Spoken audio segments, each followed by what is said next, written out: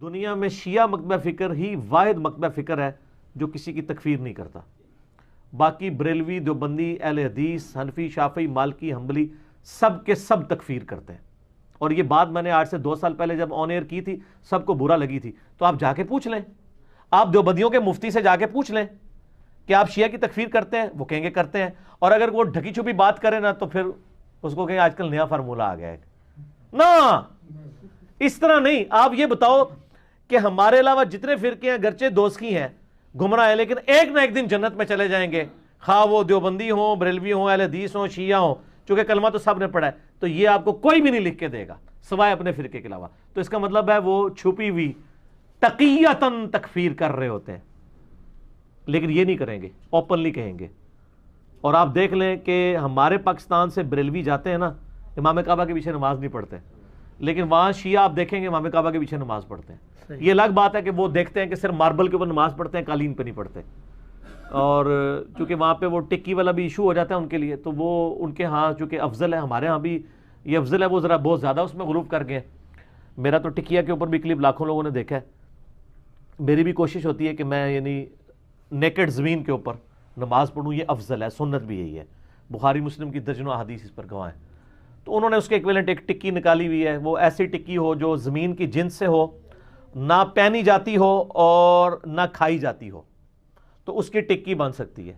تو مٹی کی ٹکی وہ بنا لیتے ہیں، لکڑی کی. وہاں میں نے جو دیکھا ہے وہ لکڑی کی ٹکیاں رکھی ہوئی تھی، چونکہ لکڑی نہ پہنی جاتی ہے اور نہ کھائی جاتی ہے. اور نبی علیہ السلام کی ایک صحیح بخاری میں آتا ہے آپ کی ایک چٹائی تھی خمرہ، اور وہ سجدے والی جگہ پہ ہی رکھی جاتی تھی. سر وہ کھجور کی چھال کی بنی ہوئی تھی. تو آپ علیہ السلام جب نماز پڑھتے تھے نا تو اس خمرہ کے اوپر سجدہ کرتے تھے، اور جب وہ تھوڑی سی میلی ہو جاتی پھر دھو دی جاتی تھی. تو وہ خمرہ چٹائی والا معاملہ، یہ کھجور. ہم بھی اپنے بچپن میں ایسے پھوڑوں پہ نماز پڑھتے رہے ہیں جو کھجور کے وہ بنے ہوئے ہوتے تھے. تو وہ کتنی مبارک روحانیت ہوتی تھی ان مسجدوں کی ان چٹائیوں کے اوپر. ٹھیک ہے، تو اس اعتبار سے وہ یعنی انہوں نے وہاں پہ ارینجمنٹ کیا ہوا تھا. تکفیر والا معاملہ نہیں. امام کعبہ کے پیچھے نماز پڑھ رہے ہوتے ہیں، ماربل والی جگہ تلاش کرتے ہیں، وہاں نماز پڑھتے ہیں. ایسا نہیں ہوگا کہ وہ نماز نہ پڑھے. لیکن یہاں پہ تو خود میں کسی کی کیا بات ہے، ہم سے بڑا بریلوی کون رہا ہے؟ کیوں جی؟ صحیح. میں 2002 میں عمرے پہ گیا ہوں، میں 15 دن رہا ہوں، میں نے ایک نماز کسی سعودیہ کے امام کے پیچھے نہیں پڑھی. ٹھیک ہے، ظاہر ہے جی اس پہ پریشانی لی کون سی بات ہے؟ جب ہم ان کو مسلمان ہی نہیں سمجھتے تو ہم نماز کیوں پڑھیں؟ ٹھیک ہے. اب آپ کو لاکھ کوئی کہانیاں کرائے، نہیں نہیں نہیں نہیں ایسا نہیں ہے. نا جناب، ان لوگوں نے تو بریلوی علماء جو ہیں انڈیا کے، انہوں نے تو یہاں تک فتویٰ دیا جب تک سعودی حکومت ہے حج بھی موقوف ہو چکا ہے. کیونکہ آپ حج کرنے جائیں گے تو اس کی اکانومی کا فائدہ نجدیوں کو ہوگا، اس لیے حج بھی اب موقوف ہے جب تک. تو سر اس کی میں تھوڑی سی انجینئرنگ کرتا ہوں. آپ کے بزرگ تو نگاہ مار کے پورے شہر ختم کر دیتے تھے. ان بزرگوں نے ریٹائرمنٹ لے لی ہے.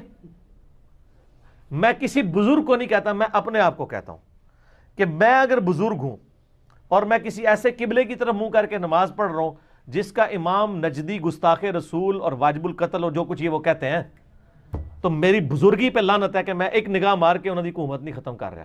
صحیح.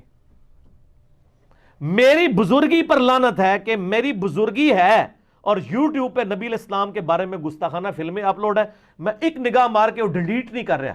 صحیح بات. تو 1.5 ارب مسلمان مل کے یوٹیوب سے گستاخانہ فلمیں نہیں ڈیلیٹ کرا سکے، تو 1.5 بزرگ بھی نہیں 1.5 ارب وچ. اچھا اس کا بھی وہ جواب دیں گے، وہ کہیں گے جی وہ دیکھیں جی حکم ربی ہے، اللہ کی رضا پہ راضی ہیں وہ. اچھا اللہ کی یہ رضا ہے کہ گستاخیاں ہو؟ نا، پرانیاں گلاں پرانے بہانے. ہن بھائی جیننگ دا دور ہے، ادی انجینئرنگ میں کراں گا. آپ لوگ تو پبلک کو یہ کہہ رہے ہیں جی امام مالک کا قول ہے کہ جی اگر کوئی گستاخ زندہ ہے تو پوری امت کو ہی مر جانا چاہیے. تو پھر یہی قول اپنے ان بزرگوں پہ بھی لگائیں نا. آپ کہتے ہیں دنیا کبھی غوث کتب ابدال سے خالی نہیں ہوتی، تو آپ ذرا جرت کر کے یہ بات بھی کریں کہ ایسے غوثوں اور کتبوں اور ابدالوں کو مر جانا چاہیے کہ یوٹیوب کے اوپر حضور کی ویڈیوز موجود ہیں گستاخانہ اور وہ ڈیلیٹ نہیں کروا پا رہے. ان کی بزرگی کو مر جانا چاہیے. کہیں نا، ادھر تو پوری قوم کے ساتھ آپ جو کچھ کر رہے پچھلے 1.5-2 سالوں کے اندر وہ سب نے دیکھا ہے. تو کدھر کی بزرگی؟ اور سر کہانیاں نے ہوں تو دسا آپ میڈیا کا دور ہے، کبھی کوئی بزرگ سامنے نہیں آئے گا. بزرگی چیک کرنے کے لیے لوگ کیمرے لے کے پہنچ جائیں گے. اور پکڑی جائیں گی ساری چیزیں. یہ سب کہانیاں تھیں, کہانیاں پکڑی جاتی ہیں.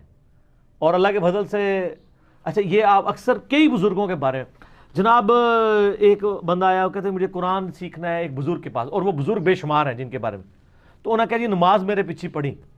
اس نے نماز پڑھی تو سجے پاسے سلام پھیرا تو سارے ہی حافظ ہو گئے, کھبے پاسے پھیرا تو سارے ہی ناظرہ ہو گئے. یعنی دائیں طرف سلام پھیرا سارے حافظ بن گئے, بائیں والے ناظرہ ہو گئے. اچھا جی, ان سے صرف یہ پوچھیں کہ یہ جو کرتے تھے ان سے خود کہیں یہ تجوید کے ساتھ ذرا نماز سنا دیں. ترجمہ نہیں سن رہا ہوتا, سب کو پتہ ہے آنی کوئی نہیں, ترجمہ نہیں, تجوید کے ساتھ صرف نماز سنا دیں. التحیات للہ والصلوات والطیبات تجوید کے ساتھ. قاری بٹھائیں گے دوسرے فرقے کا, تو آڑے فرقے لاتا ہے مٹی پا جائے گا نا, اور پھر تہاڈی غلطیاں کدے تسی التحیات بھی نہیں پوری سنا سکتے, سورہ فاتحہ نہیں پوری سنا سکتے. جن کے بارے میں آپ کہہ رہے ہیں وہ آج بھی ہے نا, سجے پاسے سلام پھیر رہے سارے حافظ. یار نبی علیہ السلام کے پاس صحابہ صوفہ پورا پورا دن پڑھتے تھے, آپ نے تو سلام پھیر کے سارے حافظ اور ناظرہ نہیں بنایا ہے. ٹھیک بات. نبی علیہ السلام نے پیچھے چھڈ گئے. وہ جی حضرت بازید بستامی کے بارے میں مشہور کیا ہوا ہے, بستامی صاحب تہاڈا کوئی قصور نہیں, تانوں اسی نہیں منتے اللہ دے بندے ہو, اللہ کول ٹر گئے ہو, تہاڈے پچھلیاں دی گل کر رہے ہیں. تسی جانو تے اللہ جانے, سانوں کوئی تہاڈے نال لینا دینا نہیں, ہم تو نبی علیہ السلام کے غلام ہیں. کہتے ہیں بازید بستامی جو ہے نا جب کبھی گلی سے گزرتے تھے نقاب رکھتے تھے چہرے کا. اچھا, کیونکہ جو بندہ دیکھتا سی کلمہ پڑھ لینا سی. اندازہ کریں چہری نورانیت تو نقاب, یہ مطلب وہ چاہتے نہیں سن تسی کلمہ پڑھو, اس کا تو یہ مطلب نکل رہا ہے. انجینئرنگ ہوگی سر, انجینئرنگ ہوگی. دوسری بات, بازید بستامی کیا خدا کے ریپریزنٹیٹیو تھے دنیا پہ؟ اللہ کا ریپریزنٹیٹیو دنیا میں کون؟ پیغمبر. نبی علیہ السلام کو تو یہ کہا جا رہا ہے اپنے آپ کو آپ ہلاک کر لو گے اس غم سے کہ لوگ ایمان نہیں لا رہے. ٹھیک ہے, آپ کا تو کام صرف دعوت دینا ہے, جس کی مرضی قبول کرے نہ کرے. جو نبی غم سے ہلاک ہو رہا ہے اپنے آپ کو, فَلَعَلَّكَ بَاخِعٌ نَفْسَكَ عَلَىٰ آثَارِهِمْ إِن لَّمْ يُؤْمِنُوا بِهَٰذَا الْحَدِيثِ أَسَفًا, سورۃ الکہف کے شروع میں آتا ہے. وہ نبی علیہ السلام, ان کا کوئی ایک صحابی بھی بازید نہیں بن سکا, وہ خود بھی نہیں بن سکے, وہ ہے ہی تھا, کہانیاں ہیں سر. دنیا بقدر ایفرٹ اللہ نے رکھی ہے, نگاہ مار کے کچھ بھی نہیں ہونا. نگاہ مار کے ہوتا تو سب سے پہلے ابو لہب کو حضور کلمہ پڑھاتے, حضور کا چچا تھا, سب سے بڑی ہرڈل بنا ہوا تھا.